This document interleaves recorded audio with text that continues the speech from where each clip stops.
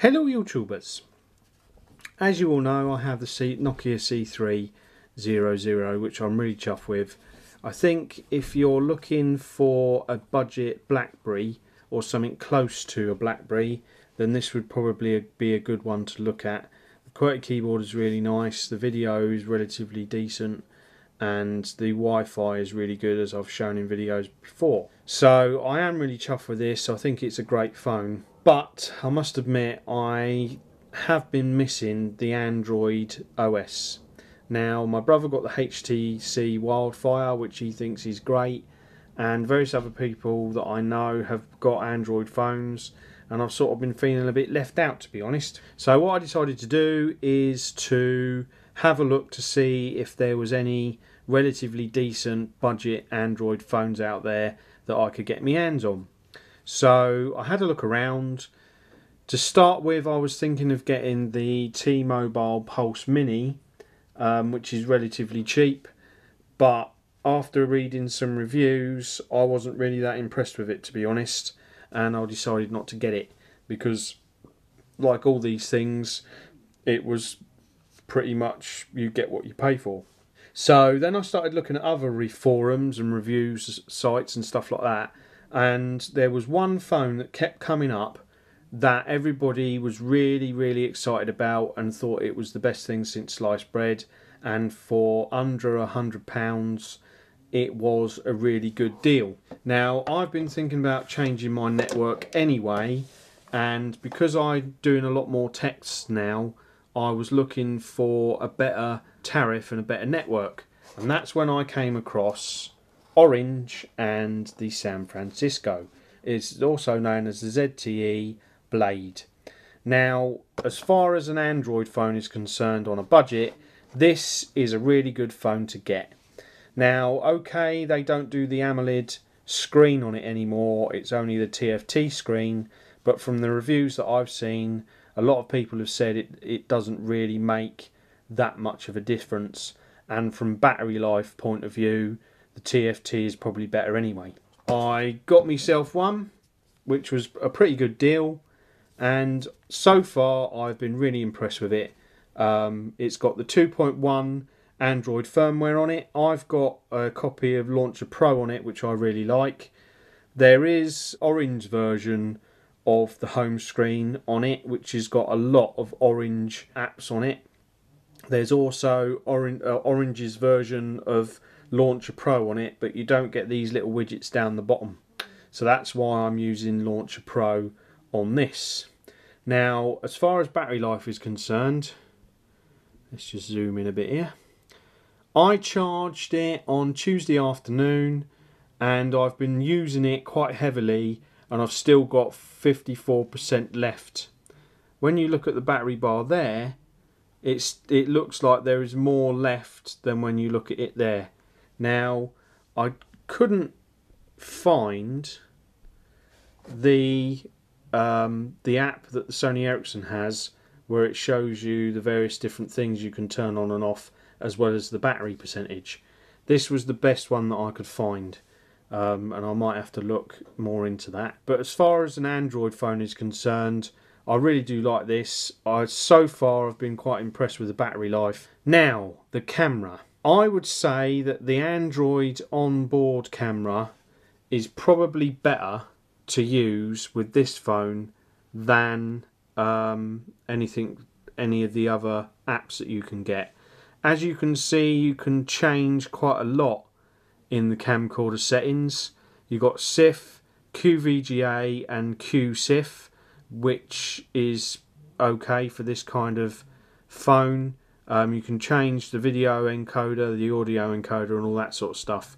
Now, I have the LG camera app on this, and I would say that the Android default one does a better job as far as frames per second is concerned anyway, in quality. Now, the only difference with the LG app is that it gives you a higher resolution setting. Now, when I was looking on YouTube, I did notice that quite a lot of people were uploading it in VGA resolution. Now, I know that you can change that in things like Sony Vegas and stuff like that, But one thing I did find was that if you use the LG app, you can actually record in what's nearly WVGA resolution. You can also record in VGA as well, which is pretty good. Now, I must admit that the quality of the video using the LG app isn't as good as the onboard Android version, but it still does an okay job.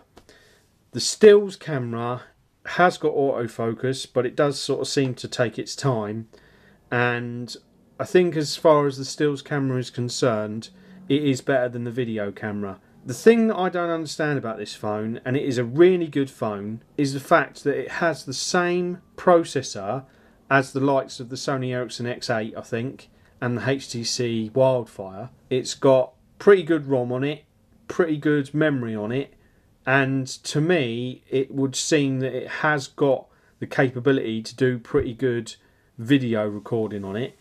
But for some reason ZTE didn't really seem to want to put a good video recorder on it.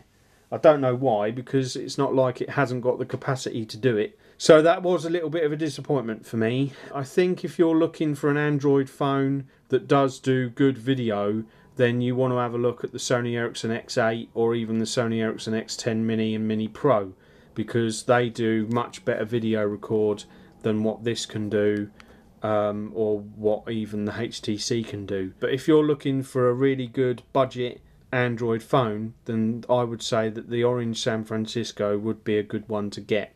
Now, I'm using this with Orange, so I have no need to flash it or, root it or change it to another version of Android. I'm quite happy with what it is like at the moment, and I think it does do quite a good job.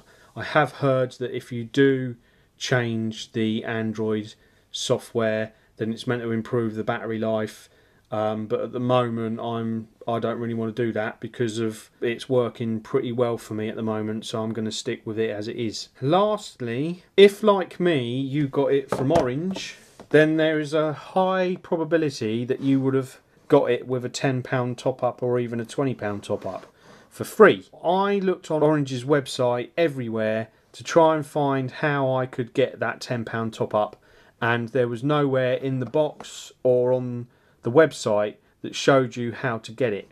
So I went on the forums and they said that you could get it anywhere between an hour and a month. So I thought, well, this is just, what am I going to do? So I went on the Orange website, I emailed them, asked them how I could get the £10 top up, and I didn't get any answer.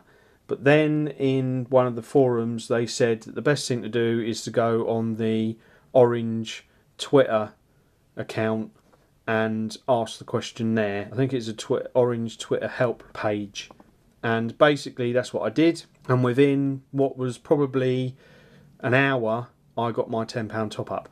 I'll put a link to the Orange Twitter account for you guys, so that if you have got the Orange phone with the free top up and you haven't got your top up yet, you can actually ask them and they'll sort it out for you. And they seem to be pretty good with that, so I was quite chuffed with that. So there you go, that's my new little phone. I am really chuffed with it. I would highly recommend it. I do apologise about the scruffiness of this screen guard. I have ordered some new ones, but I'm waiting for them to come. So I'm sort of holding on to this so that I don't scratch the screen. So there you go, that's the Orange San Francisco. Hope you've enjoyed this little quick review, and I shall do some more later on. Okay, bye bye for now.